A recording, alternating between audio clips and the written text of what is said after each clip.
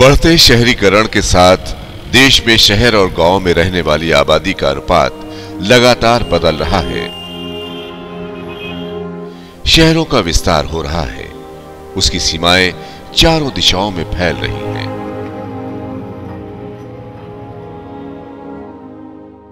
कल तक जो खेत था, आज वहां रिहाइश है। जमीनों पर दबाव हावी है, उनके उपयोग बदल रहे हैं। शहरों की परिध पर स्थित जो ग्रामीण क्षेत्र थे, आज वे शहर के भीतर का हिस्सा हो गए हैं।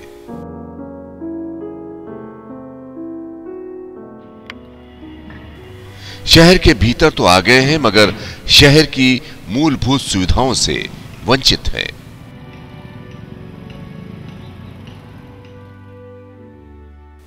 ऐसे ही क्षेत्रों को पेरी अर्बन कहा जाता है।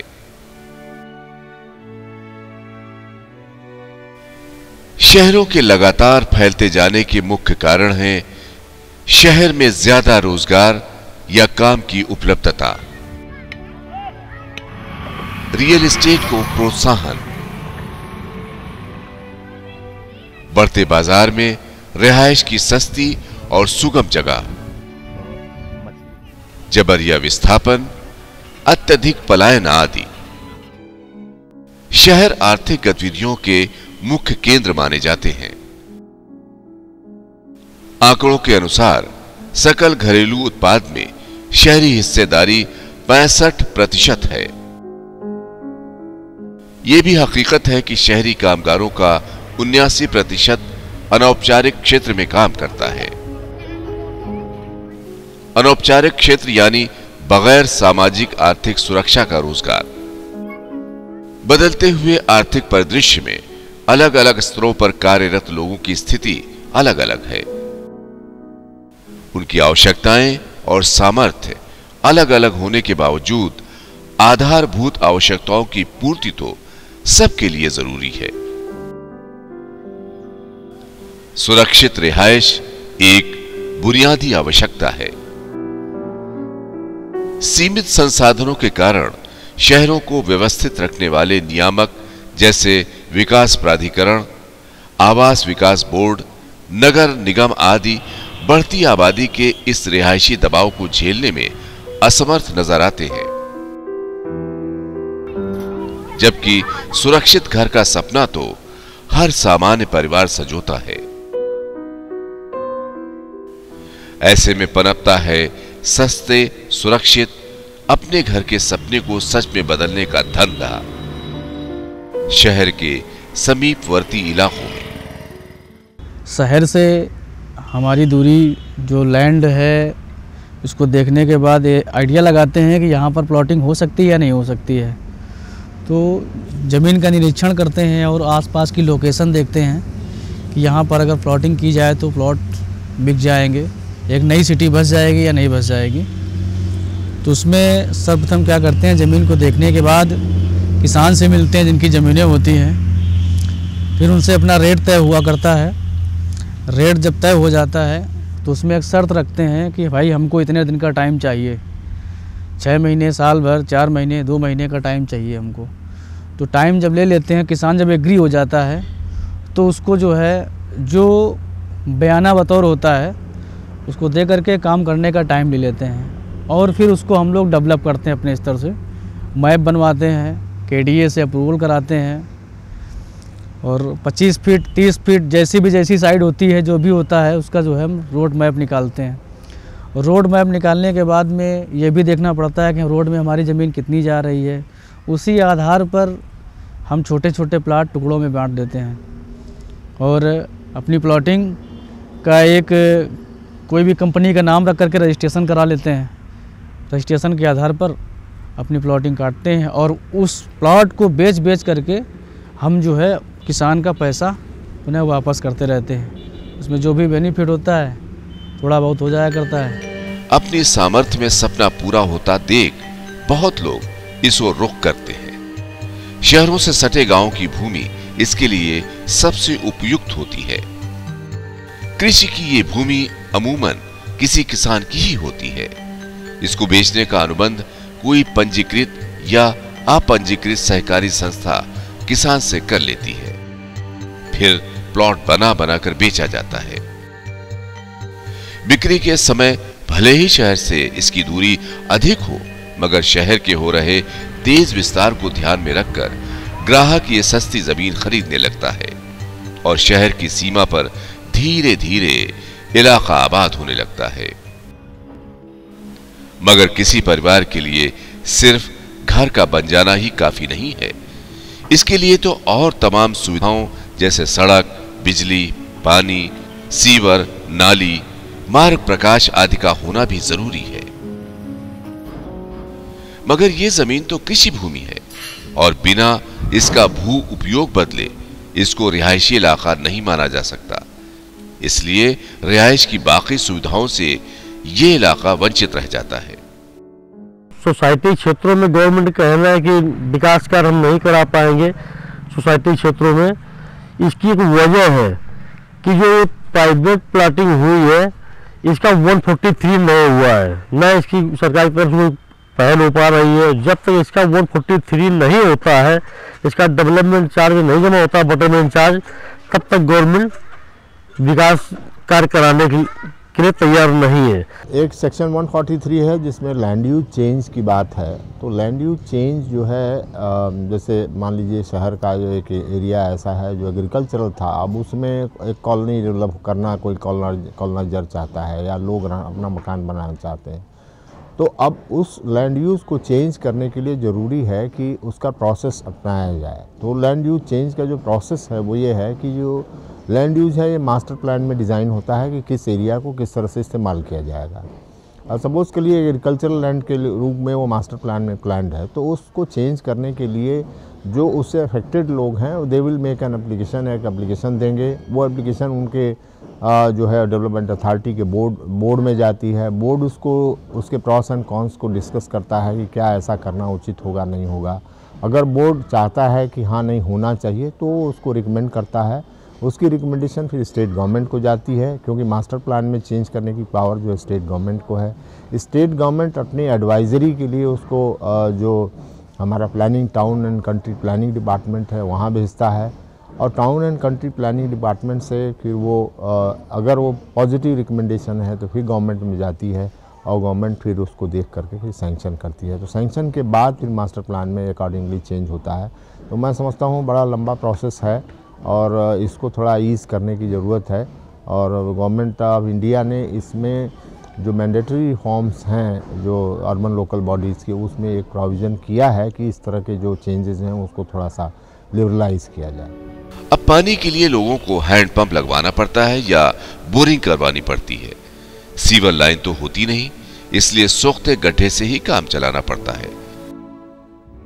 मगर नालियों से निकलने वाला गंदा पानी तो आसपास ही फैलता रहता है, जिससे घर के आसपास स्थायी गंदगी हमेशा ही बनी रहती है। ये गंदगी बीमारी का स्थायी द्वार है। बिजली भी तरह तरह की मशक्कतों के बाद मिल पाती है, कभी अधिकृत कभी अनधिकृत। बड़े प्रयासों के बाद गलियों में मार्ग प्रकाश की व्यवस्था हो पाती है, वो भी बल्लियों पर। सड़क के नाम पर गड्ढों का ही साम्राज्य होता है। बारिश में तो लगभग तैरकर ही घर पहुंच सकते हैं। धीरे धीरे गुजरते समय के साथ ये इलाका शहर के भीतर पहुंच जाता है। नगर निकाय इसका हाउस टैक्स लेने लगते हैं। यहां के पतों को भी मान्यता मिल जाती है, मगर विकास शुल्क न जमा होने के कारण सभी निकाय यहां विकास करने से पीछे हट जाते हैं। हमारा वोटर आईडी कार्ड है, राशन कार्ड है, हाउस टैक्स की रसीदें हैं, हाउस टैक्स नगर निगम में जमा करते हैं। इसके बाद भी कोई विकास नहीं होता है। नेता आश्वासन जरूर दे देते हैं कि हम आपकी विकास करवाएंगे, मगर कोई काम को करवाता नहीं। जब जीत जाते हैं उनसे मिला जाता है तो वो ये कहते हैं कि ये सोसाइटी क्षेत्र की ज़मीन है, सोसाइटी क्षेत्र का एरिया है, इसमें हम विकास नहीं करवा पाएंगे, शासन का ऐसा आदेश नहीं है हमारे पास। इस तरह से बातें करके के आज की तारीख में यहाँ पर कोई विकास नहीं हुआ, जीरो की स्थिति में है। कुल मिलाकर इन इलाकों में एक नारकीय जीवन ही नागरिकों को मुहैया होता है। मगर सिर के ऊपर छत होने का संतोष जरूर मिलता है। गांव में हम रहते तो करते क्या, खेती किसानी करते। आज जो हमारे बच्चे अफसर बन गए, लड़की डॉक्टर बन गई, वो सब यहाँ रहने से, पढ़ाई लिखाई से हुआ ना। और हमको दोबारा री एम्प्लॉयमेंट मिल गया, हम भी जॉब करते रहे 15 साल तक हमने फिर जॉब किया। अब 2009 से हम रिटायर्ड हो गए। गांव में तो ये नहीं हो पाता ना। जब शहर आर्थिक गतिविधियों का केंद्र है तो इन्हें चलाए रखने के लिए कामगार भी चाहिए। दूर दराज के ग्रामीण क्षेत्रों से आए ये कामगार अपने कार्य क्षेत्र के आसपास ही रहना शुरू कर देते हैं, जिससे ऐसी रिहाइश का विस्तार होता है जो आधारभूत सेवाओं और सुविधाओं से वंचित हैं। औद्योगिक इकाई के आसपास ऊबड़ खाबड़ अविकसित जमीन, गड्ढा या टीला जो सर्वाधिक अनुपयोगी रहा हो, उसे पाटकर, काटकर, समतल कर रहने लायक बनाते हैं। बरसों की मेहनत से उद्यम भी तरक्की करता है और बसाहट भी आबाद होती है। समय के गुजरने के साथ ये इलाका जो कभी शहर की परिधि पर था, पेरी अर्बन था, वो शहर के मध्य पहुंच जाता है। भूमि की कीमत लगातार तेजी से बढ़ने के कारण इस भूमि की कीमत भी आसमान छूने लगती है। तब इस सोना उगलती जमीन को हथियाने के लिए आंखें गड़ा देते हैं भूमाफिया और रसूखदार। ये जो बस्ती है इसके चारों तरफ पास एरिया है जिसमें लगभग 50,000 रुपये गज के हिसाब से ज़मीन बिक रही है। वो हमेशा उनकी गिद्ध नज़र इस बस्ती के ऊपर पड़ी हुई है और इन गरीबों की बस्ती को उजाड़ के ऊंचे ऊंचे आशियाने बनवाने चाह रहे हैं। इसलिए ये बेचारे, जिस तरह तमाम बस्तियों का विकास हो रहा है, इस बस्ती का विकास नहीं हो पाता है। अभी 4 महीना पहले मैंने यहाँ पे विकास नगर निगम से बाकायदा टेंडर हुआ 18 गलियों का। टेंडर के बाद वर्क आर्डर हुआ नगर निगम से, वर्क आर्डर के बाद काम हुआ, 60% लगभग काम हो चुका था। इसके बाद केडीए का लेटर एक आ गया कि तुरंत काम रोक दिया गया। ये रोक दिया गया कि ये जगह कानपुर विकास प्राधिकरण की है। जब ये जगह कानपुर विकास प्राधिकरण की थी तो टेंडर जब हुआ तो उस वक्त आपत्ति क्यों नहीं आई? जब नगर निगम ने एस्टीमेट बनवाया तो आपत्ति क्यों नहीं आई? जब ये बनने लगी जगह तो तमाम आपत्तियां आ गई और केडीए से लेटर आ गया कि ये जगह कानपुर विकास प्राधिकरण का है। और ये जो हमारे गरीब तबके के मजदूर साथी जो यहाँ लेदर इंडस्ट्रीज में कोई खड़खड़ा, रिक्शा, टेंडी के मजदूर हैं, किसी तरह अपने बच्चों का जीवन यापन करते हैं, उनकी ज़मीन को खाली कराने के लिए कहा गया। मगर दशकों से रह रहे उस उजाड़ को आबाद करने वाले बाशिंदों का क्या? इन गुजरते सालों के साथ तो उनके घरों के गृहकर भी जमा होने लग गए, बिजली के कनेक्शन भी लग गए,